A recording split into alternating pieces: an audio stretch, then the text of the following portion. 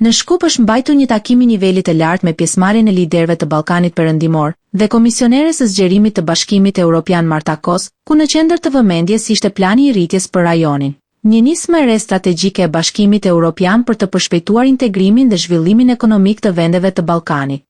Në takim morën pjesë kryeministrat e Shqipërisë, Kosovës, Maqedonisë së Veriut, Malit të Zi, Bosnjë-Hercegovinës dhe Serbisë, ndërsa diskutimet u zhvilluan në 2 panele.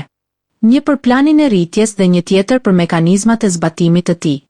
Në fjalën hyrëse komisionerja Kos përsëriti qartë mesazhin e Brukselit për përfshirjen e plotë të rajonit në projektin evropian.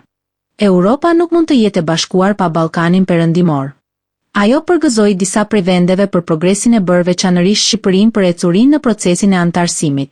Shqipëria, i dashur kryeministër Edi Rama, ka hapur 3 grup kapituj gjatë 6 muajve të fundit. Faleminderit për kontributin tuaj në suksesin e procesit të zgjerimit. Nëse vazhdojmë me këtë ritëm, do të mund t'i hapim të gjithë grup kapitujt këtë vit.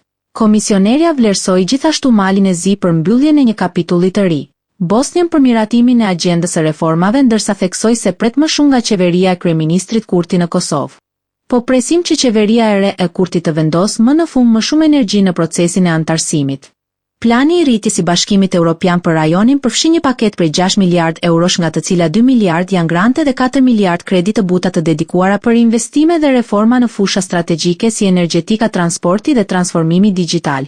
Plani i rritjes është plotësisht në duart tuaja, tha Kos, duke shtuar se kjo paketë është një mjet për të ndihmuar me reformat e domosdoshme dhe për t'ju përgatitur për antarësim.